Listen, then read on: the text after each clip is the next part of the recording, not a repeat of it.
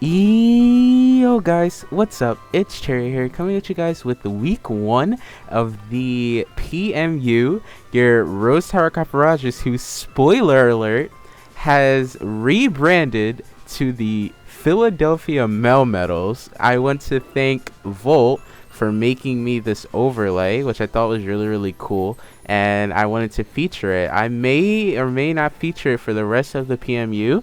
It just depends, but my team name in the PMU is the Rose Tower Caparajas, and I will go by that until the end of the season. But nonetheless, I am very excited to showcase my first battle in the PMU with all the amazing people that I am in it with. All of the YouTubers' links will be in the description down below. Also, if anyone from the PMU is watching, apparently my YouTube link doesn't work and I just done goofed, so I'm gonna fix it and put it in the description below so that people can if they want to. I don't really care. If they want to fix it, then they can. I'm not really too worried about all that. I'm just here for fun. But nonetheless, this battle was long anticipated, and we actually did this battle early. We did this on Saturday, and oh my god, I can't even talk. The week 1 started on Monday or Sunday, I forget. But nonetheless, I was very excited, and so was my opponent, the Sacramento Needle Kings, coached by ITZWhateva. I love that name, by the way. That name is fire. I absolutely love it.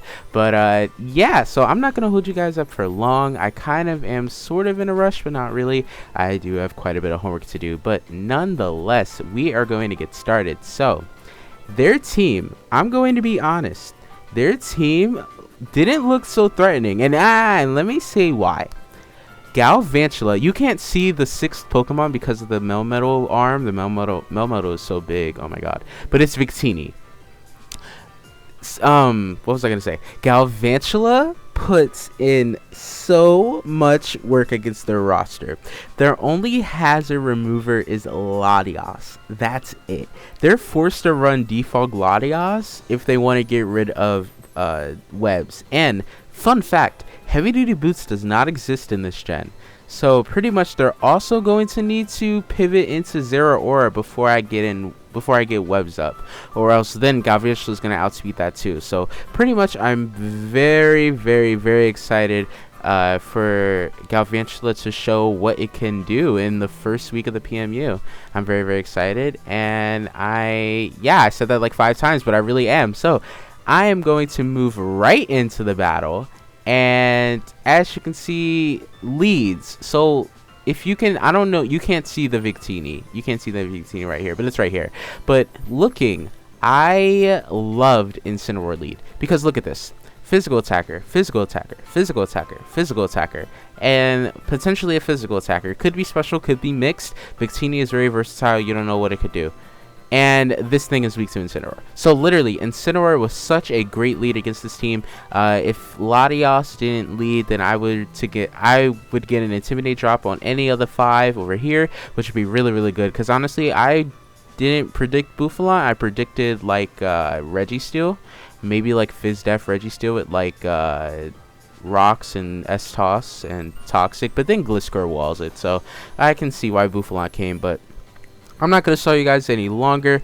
We are going to get started. Now, I am going to pause sometimes because, I'm not that fast. So, here I decided to lead Incineroar like I said I would, and they decided to actually lead Latios. So I'm like, okay, this is an amazing spot for me. I can freely click knockoff, and even if Sharpedo comes in on my knockoff, I can freely click knockoff and get off some decent chip against it, because in this league, you have to Mega Turn 1, which I didn't know until week 1. But yeah, nonetheless, they do go into Sharpedo, and I could have clicked U-turn, but I wanted to click knockoff, and I got off a good chunk. And here, I did not want to. They were rough skinned because you have to Mega Turn 1. And here, obviously, I don't want to stand with Incineroar, obviously. So I go into my dedicated check, which is Hitmontop. Him on top is fully Fizdef, fully Fizdef with Intimidate, so that I can handle this Sharpedo. But as you guys will see in a minute, Sharpedo did quite a bit of damage even at -1, so it was very scary. Like legit, this thing was max HP, max defense, impish. Like that's how scared I was of Sharpedo, even though it was turn 1 Mega. But nonetheless, they do Mega Evolve, they click Liquidation, and as you guys can see, this does damage. Even with it, it may not seem like much, but even with Intimidate, that does a lot. So here, I was expecting... spoiler alert, I'm not even gonna say spoiler alert. I played so aggressive and so wrong this game. I make so many plays that are so questionable, and looking back now, I don't see why I made them. I don't see it, but somehow they worked. So here, I was expecting a Psychic Fang. So I decided, hey, I'm going to make a double into Incineroar on the Psychic Fang. And honestly, I don't know why I was thinking that, but I'm just gonna let it go. So here, they actually made a switch into Torterra. So I'm like, oh, this works out for me. That's wonderful. So now I can get off and Intimidate on this, right? So I go into Incineroar, VGC Cake. They all the nicknames will have Cake in them. That's the trend I'm running this season. But I get off and Intimidate, and I get some leftovers. And here, another questionable play.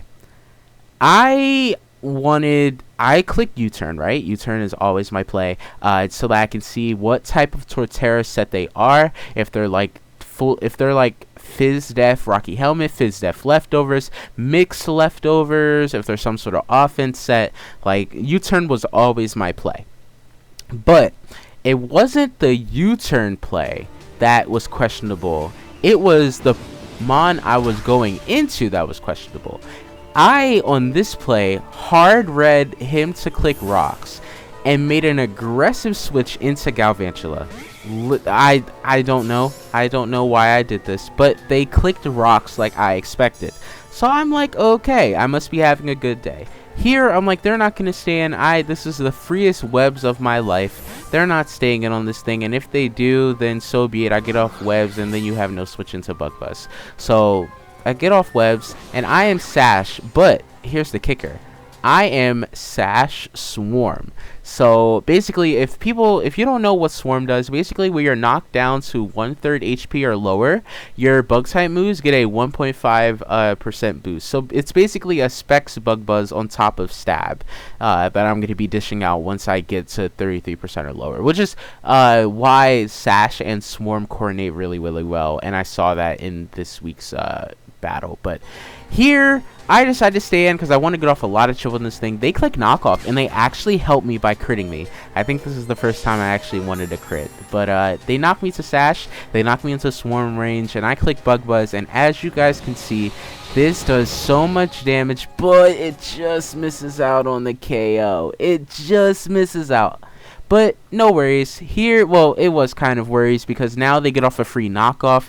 And honestly, I didn't want a lot of things coming in and taking chip from the knockoff or an item taken away. I didn't want Feeney's leftovers gone, Hitmontop's leftovers gone, Incineroar's leftovers gone. I didn't want Galvantula to die. I didn't want Kangaskhan to come in and take damage. So unfortunately, the sack to the knockoff had to be Gliscor.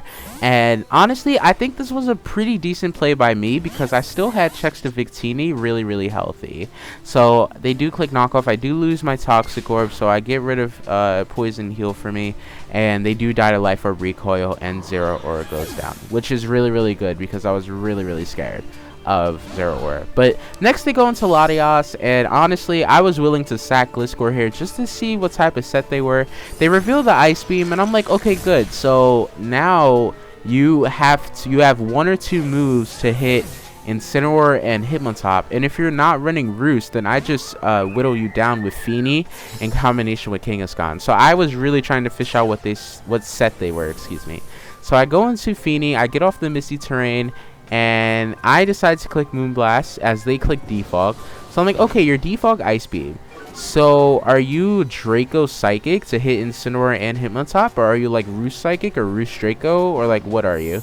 So I click Moonblast here, and I do just over 50% and they get leftovers recovery. So I'm like, okay, this is bulky like expected, probably bulky fast to outspeed the Galvantula. And they click defog, so now defog Ice Beam, remember that. So here they make a switch into Victini. Now, oh my god, this is another play. So I actually expected Victini to come in, and looking now, I should have clicked Surf. I don't know why I made the switch into Incineroar, as you guys will see. I don't know why I made the switch into Incineroar. That was pretty aggressive of me to do, especially in week 1. And I don't know, my gut told me Victini was coming in. It was just a matter of what I was going to do about it. And instead of clicking Surf, like a normal person, I decided to click the switch button into Incineroar. But I guess it worked out, right? So I do go into Incineroar here, and I will get some leftovers recovery as well as an Intimidate. So I'm like, okay, cool. Now I want to knock off your item and see what type of Victini you are. Are you Scarf? Are you Banded? Are you even Specs? Are you Life Orb? Like, you can run so many things.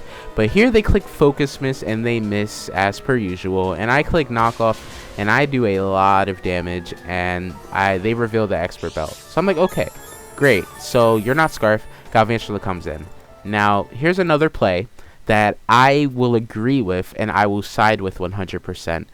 If and only if the Focus Blast landed on Incineroar on this play, if and only if, I would be really low with Incineroar, and yes, I'd kill Victini, but they get a free switch into Sharpedo or Torterra or something that I can't really switch into all that well. Like, I can't really switch into an Earthquake from Torterra anymore because my Gliscor is gone, or I can't really switch into a Liquidation all that well, even with Hitmontop in the back. So in order to prevent that thing from happening, if for some reason they landed the Focus Blast, I wanted to click U-turn so that if they don't die, and Galvantula can come in for free and click Bug Buzz.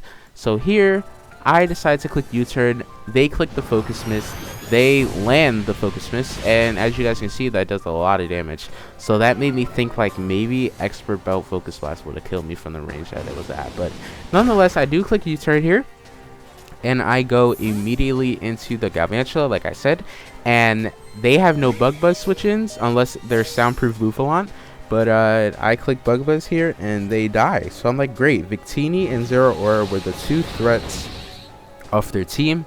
I still don't know what Buffalant does. It'd be nice to get some intel on that, but other than that, I'm not really too worried. But they do go into the Latios, and I can't stay in here because they can outspeed me, so I make the safe switch into the Tapu Fini, and as you guys can see, I get up the Misty Terrain, and I'm not really too worried about what Latios can do to me. Like, you revealed Ice Beam and Defog.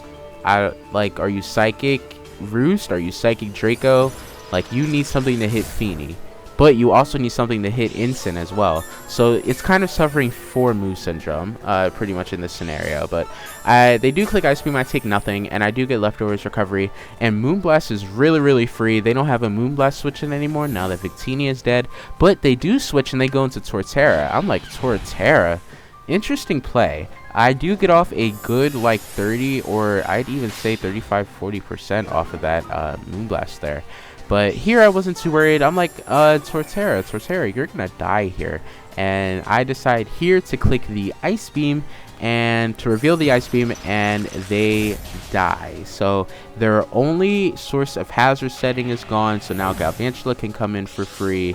And there's one less thing that it lets off pressure off of Hitmontop and Incineroar is what I mean to say. But here they go into the Buffalant, and here is where the battle actually begins. So here I decide, hey, I'm scared of a head charge. I'm going to switch into the Hitmontop and get off an Intimidate because I am fully Fizz Def, and I can deal with Sharpedo in the back with Fini. But they click Substitute, and I'm like, oh, Substitute. Substitute. You're probably Sub SD, so I'm not too worried, right? They reveal the leftovers, so now I'm starting to think, like, are you, like, Sub Bulky? Like, I don't really know. But I click Low Kick here, and I break their Sub. And as you guys can see, they are actually Sub Cotton Guard. And, First of all, I just want to say, I'm going to pause right here. First of all, I just want to say that was an amazing set. An amazing set brought by you, ITZWhateva. An absolutely amazing set. And honestly, I didn't see it coming. And it was really, really good. And I definitely would give you props for that. That was really, really good. Because what he did here now is he put me in a really, really bad spot. Because if he gets up another Cotton Guard, I lose the game. Unless I get a crit, or unless they are not soundproof Bouffalon. If they are not soundproof Bouffalon, I have to get it down low enough to where Galvantula can kill it with a Bug Buzz behind a substitute. That was my only hope at this point. So here I'm like, oh no, they're going to start setting up, and I wasn't really too much of a fan of this stupid McBoof. A big boof. Big boof. I love it. But I wasn't really such a big fan. And I click low kick here. I'm hoping for a crit or some damage. And they click Con Guard again. Good play on them. And now I'm like, okay, I can't stand on this thing. I need to switch out immediately. So I'm looking through sacks. I'm looking like, who do I not need anymore? And because I still have him on top and Ensign, I decided that I don't need Feeny anymore. Ensign can check the Latias because it doesn't seem like it can hit Feeny, him on top, and Incineroar all together. So Sharpedo, I can deal with him on top. And Bouffalon, I really need to stop your subbing shenanigans. So they click sub, and on my Feeny switch in, and here I'm like, I need to spam Moonblast. My only out is if they are not soundproof. If they are not soundproof, I need to get this thing low enough. Now, that's like my only out. But they click SD as I feared, so like, okay, I don't really have a reliable ghost type, so they're mono return, mono head charge, probably mono return, or something like that. And as you guys can see, I start spamming Moonblast. And actually, let me see, live editing. I'm gonna pull this to the side for a little bit so you guys can still see what's going on. But can I increase the speed by 300? I sure can. So as you guys can see, Moonblast is happening, return is happening. Pretty much this exchange is the same. They're clicking substitute, Swords Dance, return here, because that's the only thing I would recommend that too, especially if you're soundproof. If you're soundproof, you win this game, and you need to get rid of this Feeny and start pressuring with a lot of things. So they click return and things like that. 2 Moonblast break their sub. I'm actually going to slow it down because here they kill me. If I can time it right, I do. I'm so good. But Feeny goes down from a return, and they're actually not behind the sub. So here is what's going to happen. Here is my only out. My only out, as I said before, is if they are not soundproof Bouffalon. I'm gonna be honest, I did not have Thunder on this set. I had like Sticky Web, Volt Switch, Bug Buzz, and Hidden Power Ice, if I'm not mistaken. That might have been my set. I think that was my set. Oh, no. It was Hidden Power Fire for Registeel. Yeah, it was Hidden Power Fire for Registeel. So I did not have Thunder. So I needed to rely on them not being soundproof. And if they were, I lose the game right there. I get swept by a Bouffalon. I get reverse swept, by a Bouffalon in my week 1, and I would feel so embarrassed, and my life would literally end. So here, they actually revealed to not be soundproof, and my Bug Buzz does so much damage to them, and gets a Spadef drop that doesn't matter. But they do click return here, and I do die, and I'm I die thankful, because now they are chipped down enough to where Mega Kangaskhan can come in and click double edge and clean this thing up. So very happy that they weren't soundproof. If they were, I'm just gonna message to ITZWhateva, run soundproof next time. If we battle again, this set is really good. Run soundproof, and I bet you would win. I'm gonna say that right now, because this set literally won if they were soundproof. It literally was. But Buffalon goes down to a double edge, and here they decide to go into Mega Sharpedo, and these next few turns I do not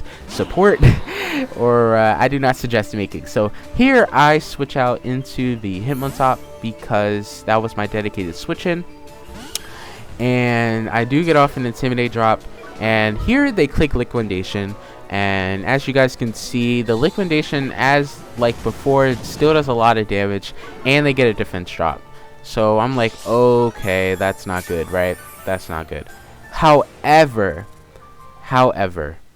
here is a play that is really controversial. It's controversial because my opponent says it was a throw. It's also controversial because I sort of agree with what he's saying, and I showed some of my friends this battle, and they were like, no, like, this actually makes sense, and it's a really good play. And I'm like, I don't know, I could have threw the game there, and things like that. But here, I, yet again, just like turn 2 or 3, I expected a Psychic Fang. I had no info that they had Psychic Fang. No info whatsoever. Yet, I was hard reading, right? So, it was just a dumb play by me. I should have actually clicked low kick here. And, because I would have lived a Liquidation if they clicked it. If they clicked it. But a Psychic Fang, I don't think I live from this range. So, it's like, I don't know. Like, it's a 50-50 in my opinion. If it was today, I probably wouldn't have made the Incineroar play that I make here, but I do switch into the Incineroar, hard reading a Psychic Fang. I also get another Intimidate drop, and as you guys can see, they were actually Psychic Fang, and it actually worked out, which is really good.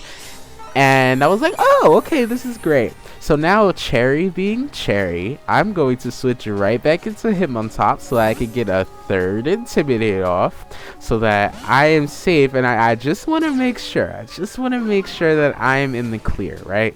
So they click the Liquidation, and it does nothing. And here I'm like, okay, I'm not I wanted to switch out to Incineroar again. I'm not even gonna lie, but here I just let Hitmontop take the damage because I sort of need Incineroar in the back for the Latias, and I click low kick and they do die. So I was like, wonderful, this is really, really good for me. And now it's Latias versus the world, and I have an Incineroar in the back.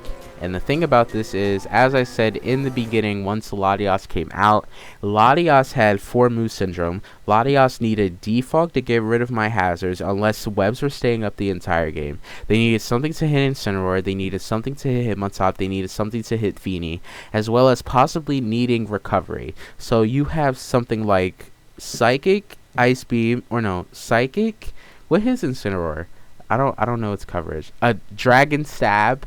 I guess I don't know. Yeah, Dragon Stab, Psychic Stab, Dragon Stab, Roost, Defog, something to hit Feeny. Which, what does Latias have to hit Feeny? I literally don't know. I've never used Latias format, but pretty much it had 4 move syndrome. That's the point I'm trying to make. And here I was very, very confident that Incineroar would be able to clean this up for me, even though it was really low. So I save differential, I go into the Incineroar, and they decide to reveal that they were indeed Psychic. So Psychic, Defog, Roost, and Ice Beam. They have nothing to hit my Incineroar. If they Ice Beam freeze me, I have Flare Blitz, and yet Ice Beam is probably doing less than the leftovers recovery I'm gaining. So pretty much I have this game in the bag. Incineroar is going to clean it up for me. And we actually get a knockoff crit, which in the end didn't really matter. They had nothing to hit me with on Latias. And yeah, so that is our week 1 battle against ITZWhateva and the Sacramento Nidoking. We pick up the 3-0 win, which honestly, I kind of felt robbed for ITZWhateva because honestly, he really deserved the win with Buffalon. I'm not even gonna lie, he really deserved the win with how creative that Buffalon set was. It was only a matter of an ability that really saved me from Buffalon. But nonetheless, that is our week 1 battle against ITZWhateva and the Sacramento Nidoking. And I want to thank you all for watching. I want to thank you guys for sticking by me throughout this process. I'm making like little edits and doing things of that live. I'm not really that good at things like this, but I want to thank you guys for joining me. If you enjoyed this battle, make sure to leave a like down below and comment down below if you like the overlay. And I yet again want to thank Full for making me this overlay, as well as what your favorite play of the battle was. Or no, scratch that. Comment down below what you think about the Incineroar play, the last few turns when I switched Incineroar into Hitmontop. What do you think about that? It would mean the world to me if you guys could comment on what you guys think about that, because honestly, I don't really know how to react to that now, a few days or a week actually after the battle. So I want to thank you all for watching. I want to let you guys know to stay safe, wash your hands, enjoy your family around you. That's all I request, that's all I ask, and I'll catch you guys next time. Peace.